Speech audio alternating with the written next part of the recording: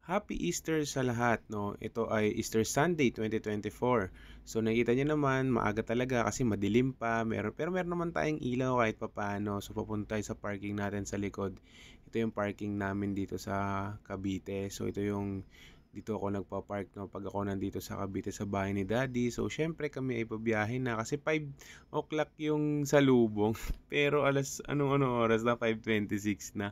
Pero syempre kahit papaano kami papunta pa rin dito. So nagtataka ako bakit medyo traffic na sa dulo. Pero yun pala meron ng ayan, may posisyon na dito, nagta-traffic na. Buti nakalahabol pa ako sa left turn. Kung hindi, naku, baka malate ako. Kasi nakita nyo, papunta na yung mga nagmamargarette. So, dumating na kami dito sa covered court. Dito yan sa may Dulong Bayan. So, ito yung covered court ng Dulong Bayan. Dito ginaganap yung salubong ngayong 2024.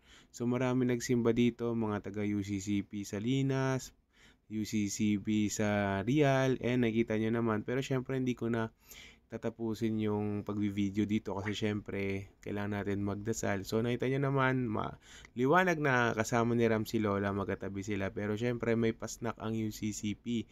May pa-ensaymada o nakita may magjowa o panis naman. Pero yung mga nakapark dito is inallowed yan kasi full parking na po dito sa may Dulong Bayan. At yun naman si Yayang, takot talaga sa video. Pag nakita niya na, alam niya na yung mangyayari. Takot yan si Yayang sa video ko eh. So, ito si Baby. Tapos ito naman yung ate, may sakit. Pero, gagaling naman yan dahil tiwala lang at tayo ay nagdasal na at ay umiinom na rin naman ng gamot. O, yung baby ay padila-dila lang yan pero wag ka, iiyak-iyak din mamaya.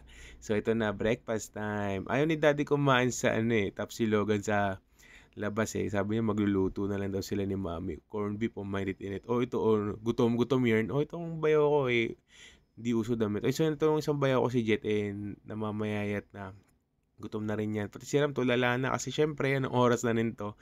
Kasi si daddy gusto niya yung mga luto niya. Ayaw niya talaga minsan kumain sa labas kasi syempre gusto niya yung lasa ng panluto niya. So apartment for rent. Bakit nagsusulat tong magshota na to? Kasi si daddy may mga umalis na tenant. So syempre nagsusulat sila kasi may mga vacant na apartment. O nakita mo naman si Jet. Anong ginagawa mo dyan, Jet? Pero itong dalawa, focus lang sa goal. So ito, kala mo naman talaga marunong. So kung makakain na ng tanghalian ng gawa ni mamit ni daddy na kare-kare.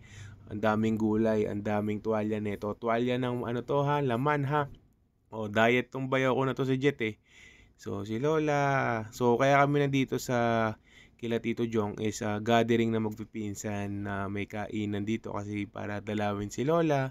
Kasi syempre si Lola ay matanda na. So, lagi na lang namin dinadalaw yan dito kapag nasa Cavite kami. Nakita mo si Jet at si Benjo. Nag-uunahan. Dahan-dahan lang lahat makakain. Si Baby Elias nagtatatakbo pa dito.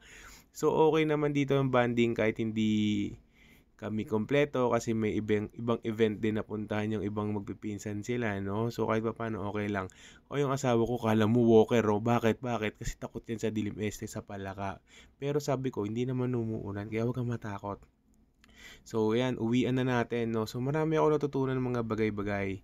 So, maganda talaga kahit papaano magkaroon tayo ng kahit papaano, family bonding. Kasi alam niyo yung tinatawag na life is too short. Nakita niyo naman si Lola, kaya lagi namin siyang dinadalaw. Kasi nga, syempre, matanda na si Lola. Ayan, nakakalungkot lang kasi pauwi na naman tayo at isang gera na naman ang ating pupuntahan sa trabaho, no? So, isang pagsubok na naman ang ibibigay ni Lord sa atin for the other day. Pero kahit pa paano, hindi natin yan pwedeng sukuan kasi kahit pa paano maraming umaasa sa atin. Hindi ka pwedeng magsumuko na lang at matulog na lang basta. So, yun lang. Bye-bye!